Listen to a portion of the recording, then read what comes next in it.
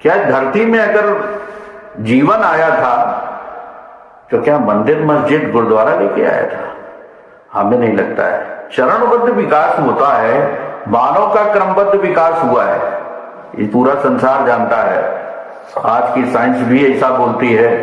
तो आजकल ऐसा प्रचार चल रहा है, मैं किसी धर्म विशेष का नाम नहीं लेना चाहूंगा, लेकिन लगभग सब यही कहते हैं कि हम सही हैं, हमारा धर्म सही है, हमारे विचार सही हैं।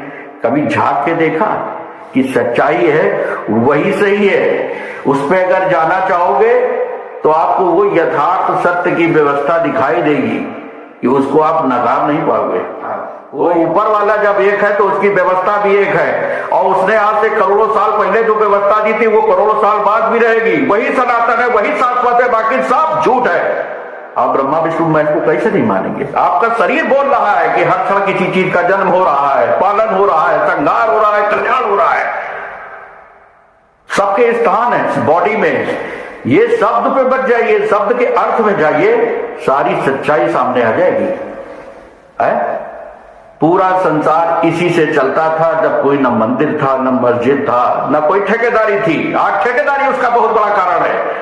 सब धर्म के ठेकेदार बन गए हैं, ऐसा ऐसा पाखंड फैलाते हैं, चाहे जो भी संप्रदाय हो। लाखों करोड़ों साल यहाँ जीवन रहा, और खाली मनुष्य के अलावा और किसी जीव जंतु में धर्म नहीं दिखता है। क्यों?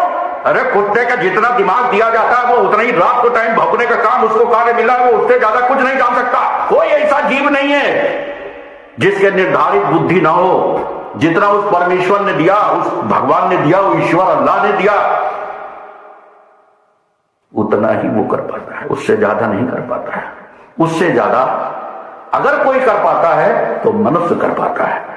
मनुष्य में भी कोई फर्क नहीं। भीतर से आंख ले लो, चाहे कान ले लो, चाहे नाक ले लो, चाहे मुंह देख लो, चाहे जीभ देख लो, चाहे भीतर का सारा सिस्टम बिल्कुल एक है, हट देता है। पानी दूषित, वायु दूषित, सब कुछ दूषित, क्या नहीं है? क्या किया है तुमने सृष्टि के लिए? ये संप्रदाय से चलती है, धर्म से चलती है। धर्म अधर्म ये सनातन है, हमारे भीतर रहते हैं। जब भीतर है तेरे, वो ईश्वर अल्लाह खुदा गॉड मालिक भगवान विधाता सब तेरे भीतर है, कहीं बाहर नहीं है। भीतर नहीं जागता है, बाहर देखता है पूरी दुनिया को। वो किताब में क्या लिखा है, दिखाने में क्या लिखा है? अरे सुन, किताब इंसान ने लिखी है, उस परमेश्वर ने जो तेरे भीतर किताब लिखी है उसमें झांक ली, जिंदगी बन जाएगी। अरे उसने चंद्रमा बनाया, दो क्यों नहीं बनाया? द्विज का चांद अलग होता, करवा चौथ का चांद अलग होता, ईद का चांद अलग होता। ऐसा नहीं है। तुमने जोड़ लिया है अपने ईद के साथ, तो ये नहीं कि तेरा हो गया। आज तक तू अपना चांद अलग नहीं बना पाया, और ना तू करवा चौथ का अलग चांद बना पाया। अरे सच्चाई में देख, तू इंसान है, मानव है, उससे ज्यादा ना कुछ था ना है, और ज्यादा उड़ेगा तो जन्म जन्मांतर के लिए चला जाएगा। हजारों साल से क्रमिक विकास हुआ है, ये सत्य है। और क्रमिक विकास में अगर कोई विकास हुआ है ना तो भीतर के गुरु से हुआ है। एकम ब्रह्म द्वितीयम नास्ति। जब वही अकेला है, सर्वदेशी है, सर्वव्यापक है, सर्व हितकारी है, समस्त जीवों का भला करता है, खाली मनुष्यों का नहीं, तो उसकी व्यवस्था के अनुसार वो भीतर से आपका गुरु भी बनता है, आप अगर प्रयास करें। अरे उदाहरण देता हूं, जेम्स वाट का, जिसने भाप का इंजन बनाया, जेम्स वाट का गुरु कौन था? और उसने एक भाप का इंजन क्यों नहीं बनाया? या किसी गुरु ने बताया था कि ऐसे ऐसे कर, वैसे वैसे कर? भीतर से उसको एहसास हुआ कि ऐसा हो सकता है क्या? प्रयोग किया, प्रयास किया, संघर्ष किया, सच्चाई सामने आ गई। जिस तरीके से हम ध्यान अवस्था में परेशान होते थे कि संप्रदाय की लड़ाई क्या है? तो वो भीतर से उसी ईश्वर ने हमको ज्ञान दिया, हमको महसूस। आपके भीतर भी है, आप जाके देखो तो। आप मानव की जगह 2 आंख की जगह 4 आंख लगाए पैदा होते, 2 पीठ में भी लगा लेते तो मैं जान जाता तू अलग से बना हुआ है। और पूरा 24 घंटे तू भक्ति कर, जाप कर, लेकिन आपको 4 आंख नहीं मिल पाएगी, पीठ में लगी हुई आंख नहीं मिलेगी। समझे?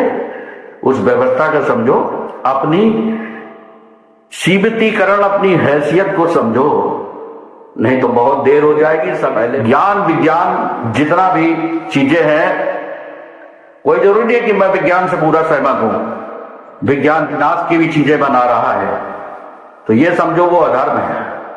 और जो अच्छी चीजें बना रहा है वो समझो ये धर्म की चीज है। उनमें भी बंटवारा करने की जरूरत है, इंसानों में भी बंटवारा करने की जरूरत है। जो अधर्म के रास्ते, गलत रास्ते जाना ही चाहते हैं, उनके विनाश के लिए सही लोगों खड़े हो जाओ। अगर तुम भीतर के धर्म को जागृत करके खड़े होगे तो एक दिन दूर नहीं कि ये धरती स्वर्ग बन जाएगी। इस धरती को स्वर्ग बनाने के लिए प्रयासरत हो, ये तुम्हारा कर्तव्य है, यही जीवन का तुम्हारा औचित्य है। इसीलिए तुमने जन्म लिया है। साथ में खाने पीने, हगने, सोने और मरने के अलावा कुछ है? कुछ नहीं। उसके अलावा कुछ है तो कुछ दे के जाओ। कम से कम पूरा संसार याद रखे न रखे, लेकिन तेरी आत्मा और तेरा आत्मबल इतना प्रबल होगा कि तो कभी कमजोर नहीं होगा। मैं आत्मा को मानता हूं और मैंने कमजोर आत्मा से अपने अंदर स्ट्रांगनेस पैदा करने तक का सफर तय किया है। मुझे मालूम है परोपकार करने का जो बल मिलता है, जो अच्छाई करने का बल मिलता है, वो बिरला है। इसलिए भाइयों बहनों, जरूर एक बार मेरी बात पे विचार करो, नहीं तो बहुत देर हो जाएगी। धन्यवाद।